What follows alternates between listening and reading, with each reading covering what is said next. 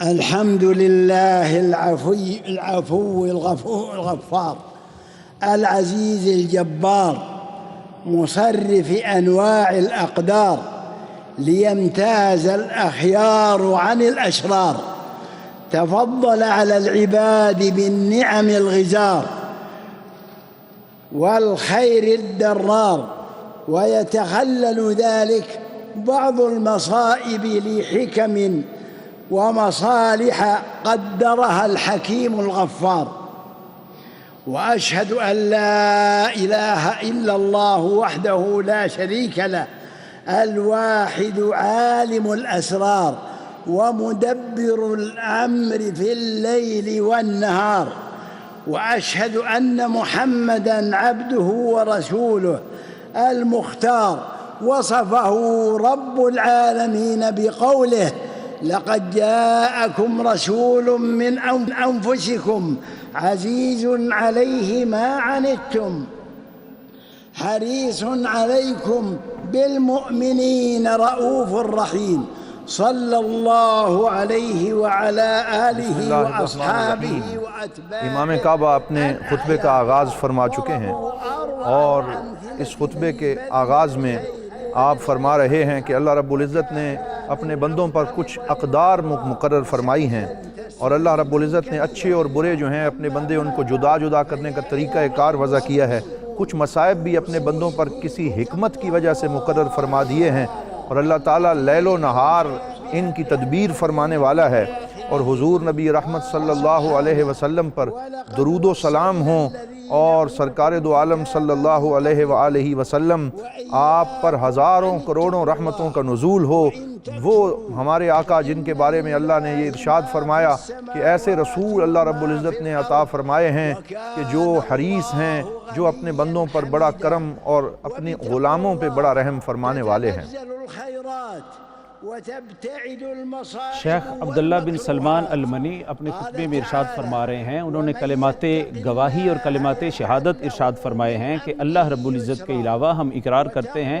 کہ کوئی عبادت کے لائق نہیں، وہ معبود ہے، وہ اکیلا معبود ہے، اور وہی ہے جو دن اور رات کی تدبیر کر رہا ہے، جو دنیا کا نظام چلا رہا ہے، مدبر الامر ہے۔ اور آپ نے فرمایا کہ حضور نبی مکرم حضرت محمد صلی اللہ تعالیٰ علیہ وآلہ وسلم اللہ کے آخری نبی ہیں، اور پھر انہوں نے قرآن پاک کی آیت کریمہ پیش کی: لقد جاءکم رسول من انفسکم، بے شک تمہارے پاس اللہ رب العزت کی طرف سے ایک رسول آئے ہیں، عزیز علیہ ما عنتم حریص علیکم بالمؤمنین رؤوف الرحیم، کے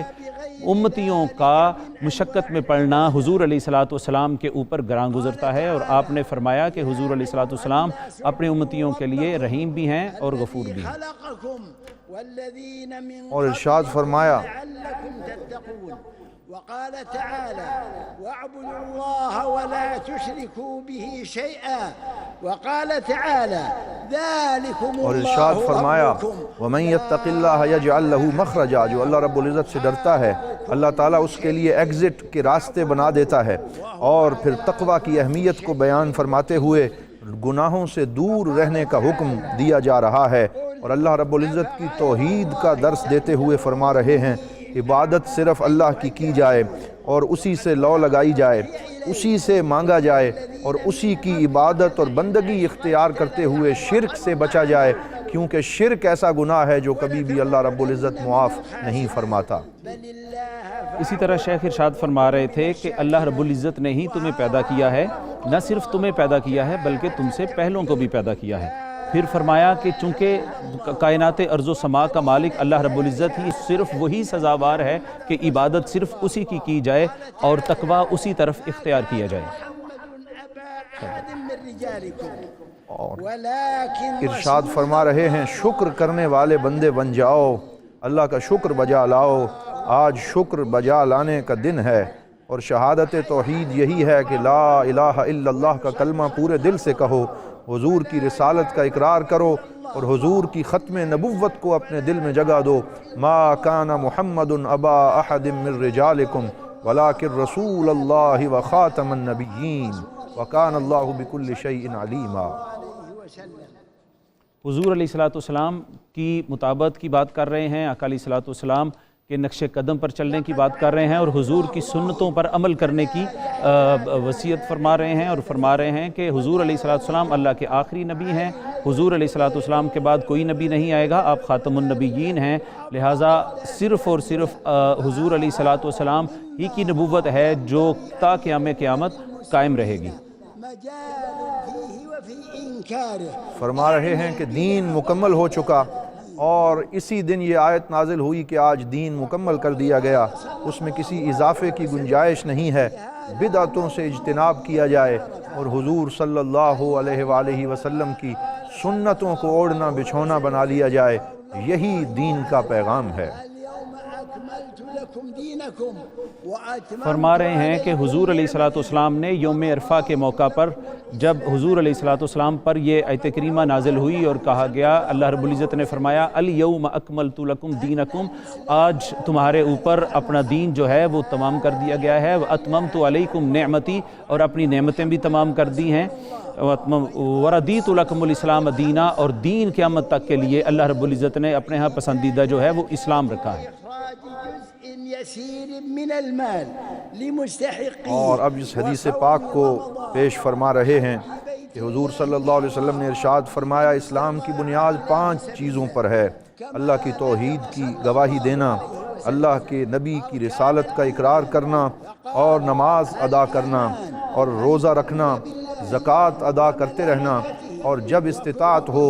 تو اللہ رب العزت کے گھر میں حاضر ہو کے حج کا فریضہ سر انجام دینا۔ یہ دین کے 5 ارکان اور بنیادیں ہیں۔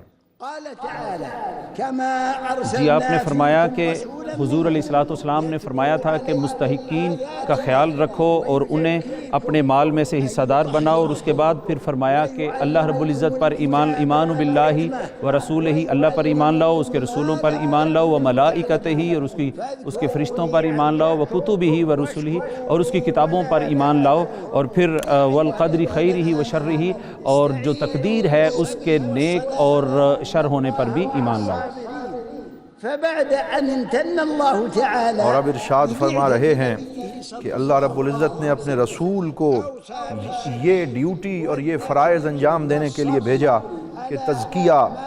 اور اپنے غلاموں اور اپنے امتیوں کو پاک کرنا اور ان کو کتاب و حکمت کی تعلیم دینا۔ اس لیے اللہ کا ذکر کرو، اس کا شکر کرو، کفر نہ کرو، اور صبر اور استعانت، صبر سے مدد طلب کرو اور نماز سے مدد طلب کرو، اور اللہ رب العزت کا ذکر صبح و شام جاری رکھو، اٹھتے بیٹھتے اور اپنے پہلوؤں پہ بھی اپنے رب کو یاد کرتے رہو۔ آپ نے فرمایا کہ اللہ رب العزت کہ حضور شکر ادا کرتے رہو، جتنا ہو سکے اللہ رب العزت کا ذکر کرو، اور اسی طرح صبر سے کام لو، صبر کو اختیار کرو۔ شیخ نے فرمایا کہ جتنا ہو سکے وہ تقوی اختیار کیا جائے، اور یہ متقین کی صفات میں سے ہے کہ وہ صبر کرتے ہیں، اور ان اللہ مع الصابرین، کہ اللہ رب العزت صبر کرنے والوں ہی کو پسند کرتا ہے، اور صبر کرنے والے اس کے مقربین بندے ہیں۔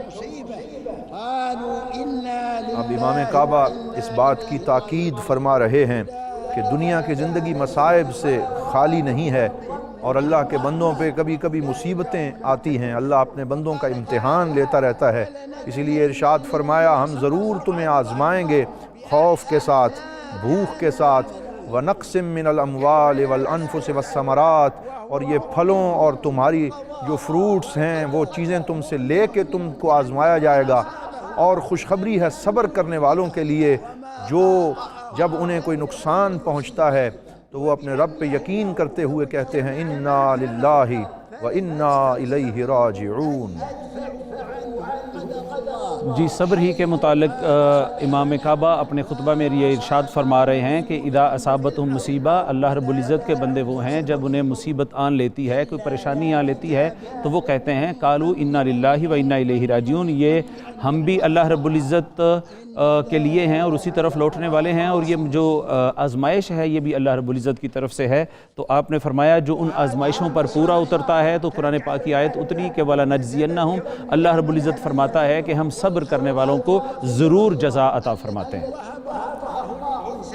اور اب ارشاد فرما رہے ہیں کہ مصیبت اور امتحان بھی اسی لیے آتا ہے کہ وہ اللہ کے حکم سے آتا ہے، اس بات پہ یقین پختہ رکھ لو کہ چاہے کوئی خوشی ہو یا غم ہو وہ اللہ رب العزت کی طرف سے ہے۔ ما اصاب من مصیبت، جو بھی مصیبت پہنچتی ہے تمہیں وہ تمہارے رب کی طرف سے پہنچتی ہے، تاکہ تم اللہ کی نعمتوں کو یاد کرو اور اس کی نعمتوں کا شکر بجا لاؤ۔ اگر یہ مصائب نہ ہوتے تو انسان کو نعمتوں کی قدر نہ ہوتی اور وہ اللہ کا شکر صحیح طریقے سے نہ بجا لا سکتا۔ شیخ ارشاد فرما رہے ہیں کہ ان تعدوا نعمت اللہ لا تحصوها، اگر تم اللہ رب العزت کی نعمتوں کو اے بندے گننے کی کوشش کرے تو تم کبھی اس کو گن نہیں سکو گے۔ اور پھر آپ نے فرمایا کہ اللہ رب العزت ہی کی وہ ذات ہے جس نے زمین و آسمان کی ہر چیز کو انسان کے لیے نہ صرف بنایا ہے بلکہ اس کے لیے مسخر کر دیا ہے۔ تو کائنات کی ہر چیز انسان کے تابع دے دی تاکہ انسان جو ہے وہ اللہ رب العزت کا شکر بھی ادا کرے اور اس کی اتباع بھی کرے۔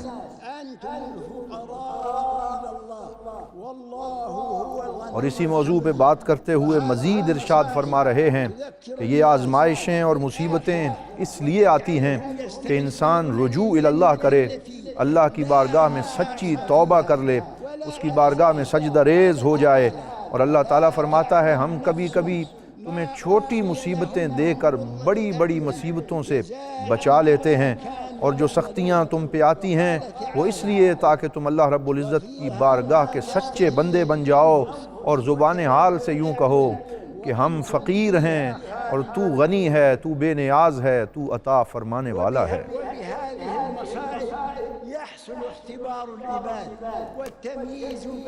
جی شیخ عبداللہ بن سلمان المنی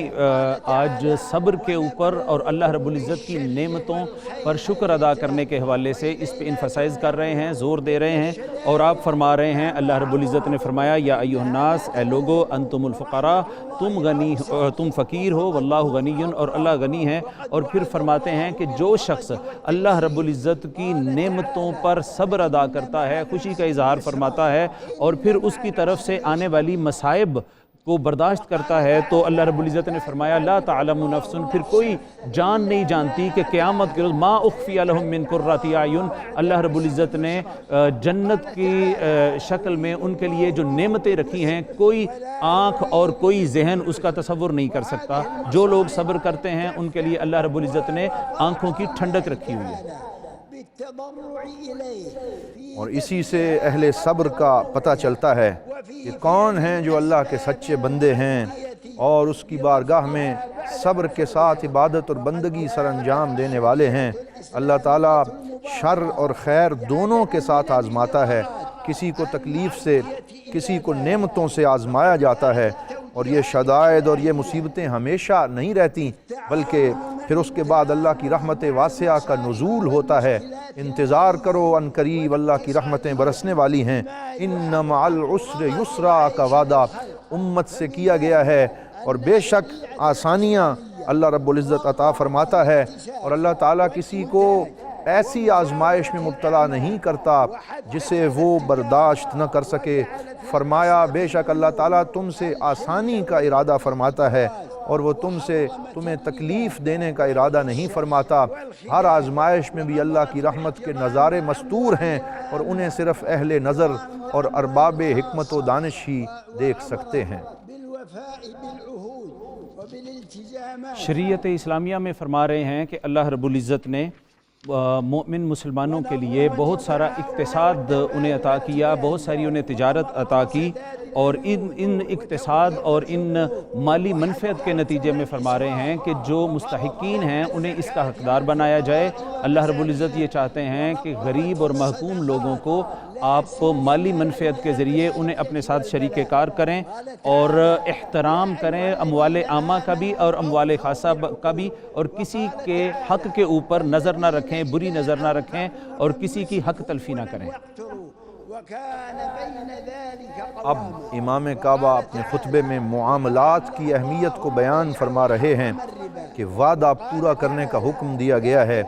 آپس میں تعاون کا حکم دیا گیا ہے۔ مومن صرف اپنی ذات تک محدود ہو کے نہیں رہتا، اسی لیے قرضوں کی ادائیگی کا حکم ارشاد فرمایا،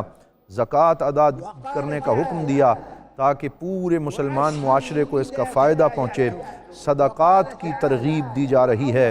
اور شدت کے وقت میں بالخصوص چیریٹی ورک کرنے کا درس دیا جا رہا ہے۔ اپنے مسلمان بھائیوں کا سہارا بن جاؤ اور اے ایمان والو وعدے پورے کرو اور اپنے مسلمان بھائیوں کی تنگی کے وقت میں ان کے کام آؤ۔ اللہ تم پہ راضی ہوگا اور وہ اپنی رحمتوں کے دروازے تمہارے لیے کھول دے گا۔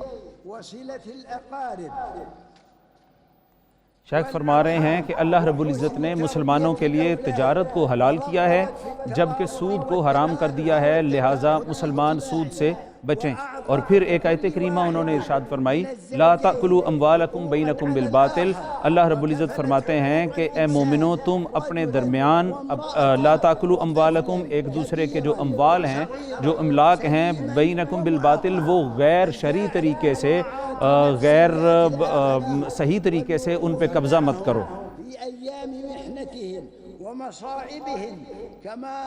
اب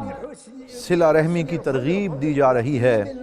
اور تربیت اولاد کی ضرورت پہ زور دیا جا رہا ہے۔ آپ فرما رہے ہیں کہ معاشرہ جو ہے اس کے اندر تکامل اور تکافل ہونا چاہیے کہ لوگ ایک دوسرے کا خیال رکھیں، میاں بیوی حقوق زوجین کو پیش نظر رکھیں اور انسان حقوق انسانیت پہ نظر رکھتے ہوئے ساری انسانیت کے لیے رحمت کے پیامی بن جائیں۔ بچوں پہ شفقت کا ذکر بھی فرمایا اور دوسروں کے ساتھ حسن سلوک کی اہمیت پر احادیث پاک کی روشنی میں گفتگو کی جا رہی ہے۔ شیخ تعاون بین الناس کی بات کر رہے ہیں کہ لوگوں آپس میں ایک دوسرے کے ساتھ تعاون کرو، نیکی میں تعاون کرو، اور اس کے بعد فرما رہے ہیں کہ اللہ رب العزت کی وحدانیت کی طرف آؤ اور پھر والدین کے ساتھ احسان کرو۔ اور فرمایا ایک آیت کریمہ پڑھی ہے شیخ نے جس کا ترجمہ یہ ہے کہ جب والدین دونوں میں سے کوئی ایک بھی تمہارے سامنے بوڑھا ہو جائے تو فلا تقل لہما اف، والدین کو اف تک نہ کرو، واخفض لہما جناح الذل، تو ان کے لیے جو ہے وہ اپنے کندھے ادب سے جھکا لو، احترام سے جھکا لو اور ان کے احکام پر عمل پیرا ہو جاؤ۔ والدین کی خدمت پر زور دیتے ہوئے فرما رہے ہیں کہ ان کی خدمت اللہ رب العزت نے اپنی عبادت کے بعد دوسرے فریضے کے طور پہ ذکر فرمائی ہے کہ ان کے ساتھ حسن سلوک کرو اور تکلیف کے اندر بھی ان کے لیے راحت کا سامان کرو۔ اللہ تعالیٰ تمہیں اپنی جناب سے رحمتیں نصیب فرمائے گا۔ عدل اور احسان کو اپنی زندگی کا اوڑھنا بچھونا بنا لو اور فحشاء و منکرات اور فحاشی و عریانی سے، برائیوں سے اجتناب کرو اور اپنے رشتہ داروں کے حقوق کا خیال رکھتے ہوئے صلہ رحمی کرو اور اپنے اقارب اور اپنے جو عزیز ہیں ان کے حقوق کے بارے میں تم سے سوال کیا جائے گا۔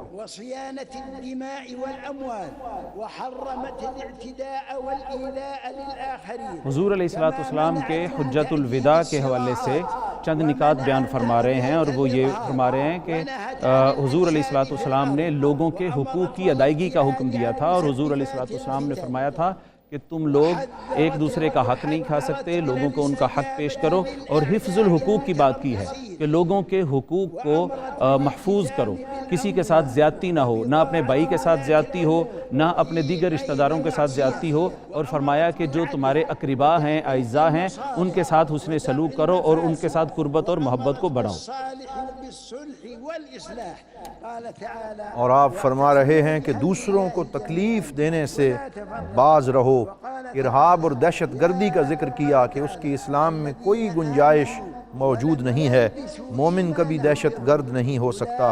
فساد فی الارض سے اللہ رب العزت نے منع فرمایا ہے، اس لیے دشمنوں کے ہاتھوں کا آلہ کار نہ بنو، دشمنوں کے ایجنٹ نہ بنو، امن و امان کا خیال رکھو۔ اپنے ملک کی سیکیورٹی کو قائم رکھنا یہ پورے معاشرے کی ذمہ داری ہے، اور اپنے حکمرانوں کی اطاعت کرو جب تک کہ وہ اللہ اور اس کے رسول صلی اللہ علیہ وسلم کی اطاعت اور فرما برداری میں مشغول رہیں۔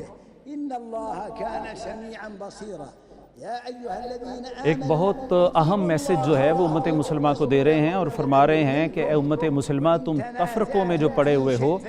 اس ایٹیٹیوڈ کو ختم کرتے ہوئے اللہ رب العزت کے حکم کی تابعداری میں آؤ، اور وَاعْتَصِمُوا بِحَبْلِ اللَّهِ جَمِيعًا وَلَا تَفَرَّقُوا کی تصویر بنتے ہوئے اللہ کی رسی کو مضبوطی سے تھام لو اور ٹکڑوں میں مت بٹو۔ اور اسی طرح پھر آپ نے فرمایا ان اللہ یأمر بالعدل والاحسان، اللہ رب العزت تمہیں حکم دیتا ہے کہ تم بندوں کے درمیان عدل کرو اور احسان کا معاملہ کرو۔ اسی طرح پھر فرمایا ان اللہ یأمرکم ان تؤدوا الامانات الی اہلھا، کہ اللہ رب العزت تمہیں حکم دیتا ہے کہ تم امانتیں ان کے اہل لوگوں تک پہنچاؤ، امانت میں خیانت نہ کرو، اپنے رویوں میں خیانت نہ لاؤ اور لوگوں کے ساتھ حسن سلوک کا معاملہ کرو۔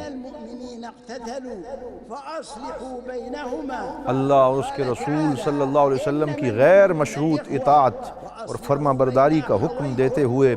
اللہ نے ارشاد فرمایا کہ اولی الامر کی اطاعت اس وقت تک کرو جب تک کہ وہ اللہ اور اس کے رسول کی اطاعت کریں، اور اگر آپس میں کسی بات پہ تنازع ہو جائے، نزاع ہو جائے، تو اللہ اور اس کے رسول صلی اللہ علیہ وآلہ وسلم کی طرف رجوع کرو، لوگوں کا حق نہ مارو، زمین میں فساد نہ مچاؤ، اللہ کی راہ سے مومنوں کو نہ روکو، آپس کے جھگڑوں کو حل کرنے کے لیے اللہ اور اس کے رسول صلی اللہ علیہ وسلم کے عطا کردہ قوانین کی طرف رجوع کرو۔ اسی میں پوری امت مسلمہ کے لیے خیر کا پیغام موجود ہے۔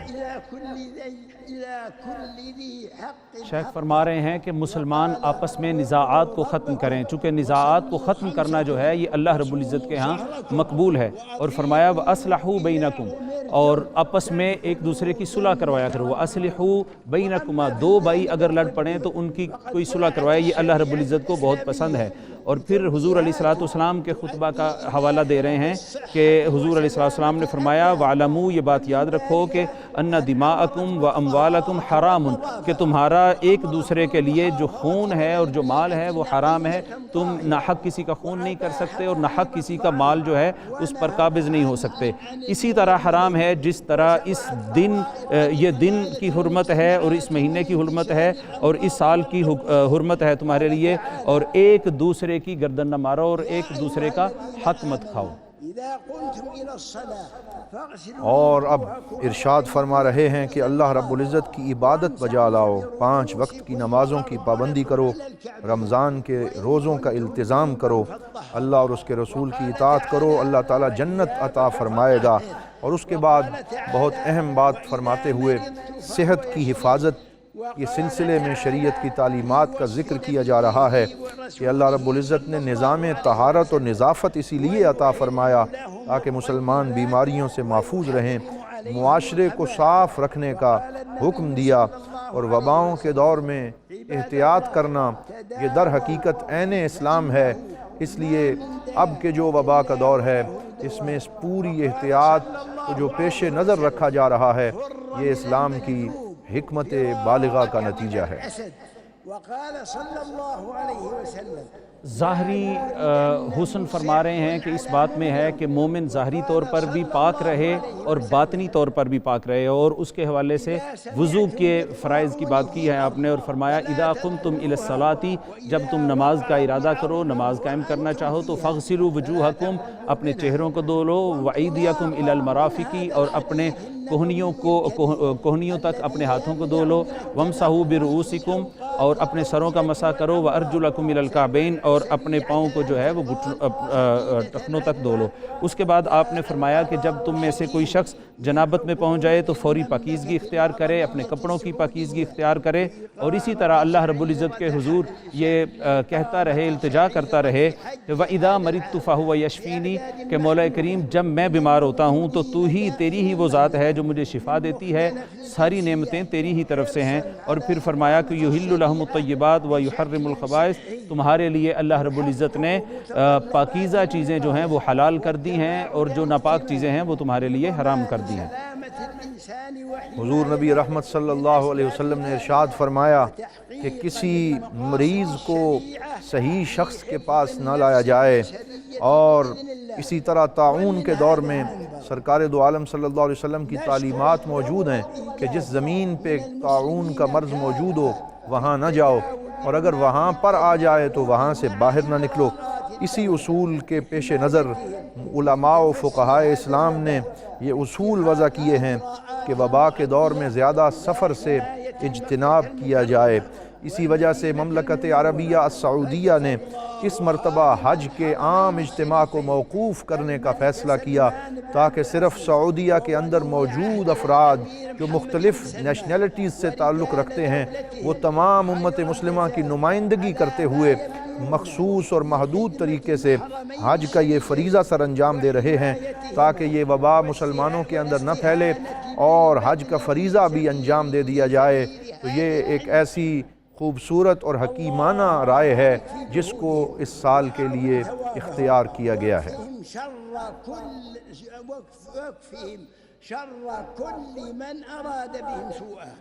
جی، مقاصد شریعت کی بات کر رہے ہیں اور فرماتے ہیں کہ یہ شریعت کے مقاصد میں ہے کہ انسان حفظ نفس سے کام لے، صبر سے کام لے، اپنی شہوات کو قابو رکھے، اور اللہ رب العزت کے لیے انسان جو ہے وہ ہر معاملے میں، ہر تکلیف میں، ہر شہوات میں وہ صبر کرے۔ اور پھر فرماتے ہیں کہ وبا کے دنوں میں جو آج جس نے پوری دنیا کو اپنی لپیٹ میں لیا ہوا ہے، ملک سلمان بن عبدالعزیز جو ہیں انہوں نے بہت بہترین جو ہیں وہ انتظامات کیے ہیں، اور حرمین شریفین کو بہترین طریقے سے ان کا انتظام جو ہے وہ چلایا جا رہا ہے، اور حجاج جو اس وقت موجود ہیں 1000 کے قریب جو حجاج ہیں ان کے لیے بھی بہترین سہولیات جو ہیں وہ انہوں نے مہیا کی ہیں۔ اس لیے آج کے اس خوبصورت اور مبارک دن میں حجاج کرام صرف اپنے لیے دعا نہ مانگیں بلکہ اپنے رشتہ داروں کے لیے، عامت المسلمین کے لیے دعائیں مانگیں، کیونکہ اللہ تعالیٰ ایک فرشتہ مقرر کرتا ہے کہ جب کوئی بندہ کسی کی غیر موجودگی میں اس کے لیے دعا مانگتا ہے تو فرشتے اس پہ آمین کہتے ہیں اور ان کو برکتیں نصیب ہوتی ہیں۔ اسی لیے عرفات کے اس مبارک مقام پر پوری امت مسلمہ کے لیے دعاؤں کا اہتمام کریں۔ حضور صلی اللہ علیہ وآلہ وسلم نے ارشاد فرمایا کہ اللہ رب العزت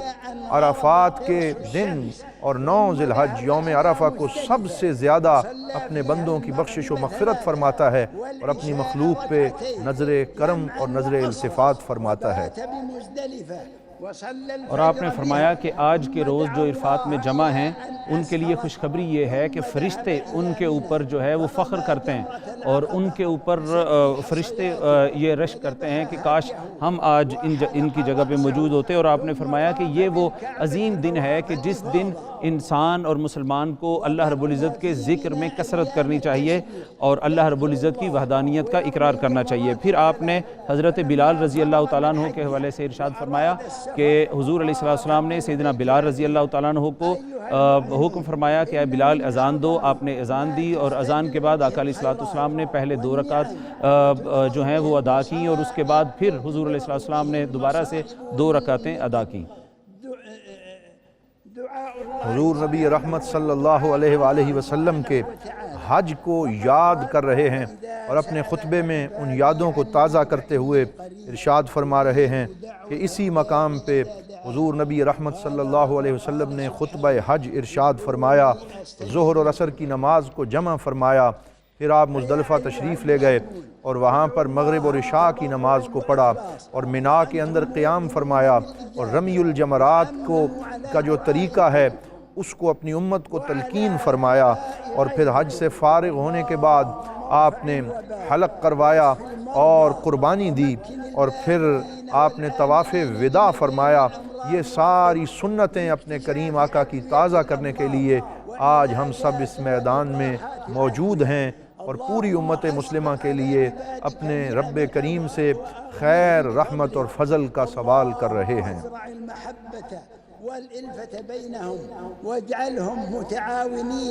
شیخ فرما رہے ہیں کہ اللہ رب العزت چاہتے ہیں کہ صرف اور صرف انہی سے مانگا جائے، اور فرمایا کہ تم مجھے سے مانگو، میں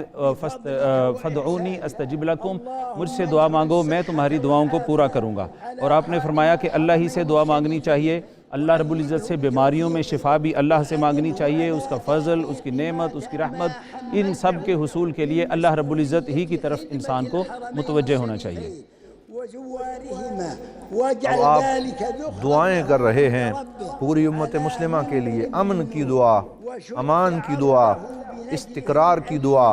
اور صحت اور عافیت کو طلب کر رہے ہیں، اور پھر خادم الحرمین الشریفین کے لیے خصوصی دعاؤں کا اہتمام کر رہے ہیں کہ اے اللہ ان کی مدد فرما، اور جس طریقے سے وہ حرمین شریفین کی خدمت